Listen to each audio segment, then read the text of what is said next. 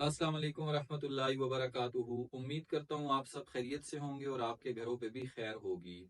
आज हम डिस्कस करने जा रहे हैं एसएलओ बेस्ड एग्जामिनेशन को, क्योंकि स्टूडेंट्स अक्सर परेशान रहते हैं कि जी एसएलओ बेस्ड पेपर आएगा, बड़ा मुश्किल होगा, हम पास कैसे होंगे।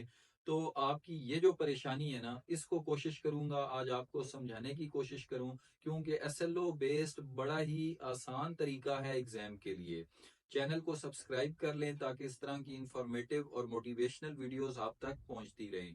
तो बेटा, एसएलओ बेस्ड समझाने के लिए मैं आपको एग्जांपल्स के साथ समझाऊंगा बड़े इजी वे में, ताकि आपका जो माइंडसेट है आप क्लियर हो जाएं बिल्कुल कि ये इंतहाई आसान चीज है एसएलओ।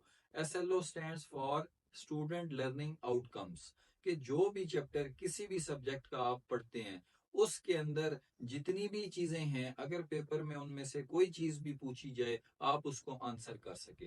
होता ये है, पहले आपको एक्सरसाइज में से जो आपकी टेक्स्ट बुक होती थी उसकी एक्सरसाइज में से क्वेश्चंस आ जाया करते थे और आप लोग अपने पेपर में उन्हीं क्वेश्चंस को अटेम्प्ट करते थे।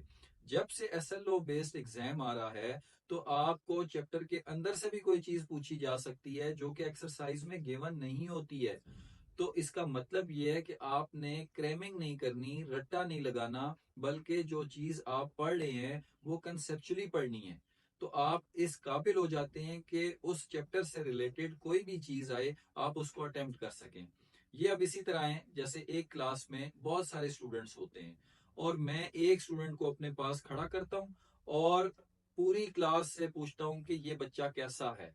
अब जो तो दोस्त होंगे उस बच्चे के, वो उसकी अच्छाइयां भी बताएंगे, उसकी बुराइयां भी बताएंगे, उसको अच्छे तरीके से एक्सप्लेन कर सकेंगे। ठीक है, लेकिन जिन बच्चों का उठना बैठना उस बच्चे के साथ नहीं होगा तो वो उसके बारे में कोई ज्यादा राय नहीं दे पाएंगे। तो एसएलओ भी यही चीज है। आप अज्यूम करें कि वो जो बच्चा यहाँ खड़ा किया है वो बच्चा नहीं है, बल्कि वो आपकी बुक का एक चैप्टर है। अगर आपने उस बच्चे के साथ, उस सब्जेक्ट के साथ, उस चैप्टर के साथ दोस्ती की है तो आपको पता चलेगा कि हाँ जी, इसके अंदर क्या अच्छाइयाँ हैं, क्या बुराइयां हैं, ये इसको कौन सी चीजें अच्छी लगती हैं, कौन सी चीजें बुरी लगती हैं, क्या इसके इंटरेस्ट है। ये कब होगा? जब आपने इसके साथ टाइम स्पेंड किया है। सिमिलरली, जब आप अपना कोई भी चैप्टर पढ़ते हैं तो उसको कितना बारीकी के साथ आपने पढ़ा है, उसकी हर चीज को आपने किस तरीके से पढ़ा है। अगर आपने अच्छे तरीके से अपना चैप्टर पढ़ा होगा तो आप इस काबिल होंगे कि आप जो है ना, किसी भी तरह का सवाल आ जाए उसको अटेम्प्ट कर सकेंगे। जरूरी नहीं है कि वो सवाल आपकी एक्सरसाइज में से आए, वो सवाल आपके चैप्टर के अंदर से कोई स्टेटमेंट आ जाती है जब आपने अच्छे तरीके से पढ़ा होगा, जैसे आपने अपने दोस्त को अच्छे तरीके से एग्जामिन किया है, उसकी अच्छी बातें बुरी बातें, इसी तरीके से ये चैप्टर आपको तैयार हो जाएगा। और जब से एसएलओ बेस्ड एग्जाम हो रहा है, स्टूडेंट्स के लिए बड़ी आसानी है।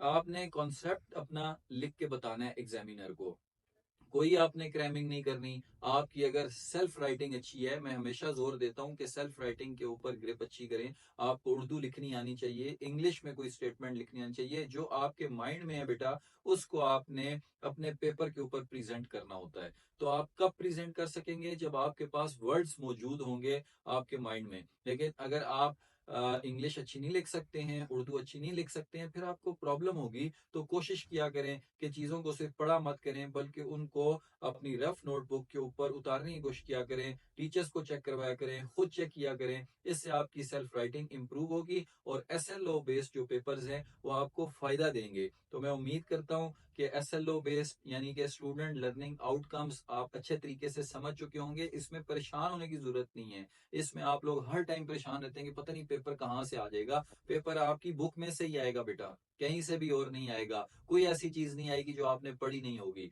बट आपका क्लास में अटेंटिव रहना इज वेरी इंपॉर्टेंट। आपने क्लास में जो भी कॉन्सेप्ट्स लेने हैं वो आपको अजबर होने चाहिए। इस चीज का खास ख्याल रखें। जजाकल्ला। कोई भी चीज पूछनी हो आप सब मुझसे कांटेक्ट कर सकते हैं, कमेंट कर सकते हैं, और अल्लाह ताला आप सबको अच्छे मार्क्स के साथ नेक्स्ट जो आपकी मंजिल है उस पर ले जाएं। आमीन। जजाकल्ला। अस्सलाम वालेकुम रहमतुल्लाहि व बरकातुहू।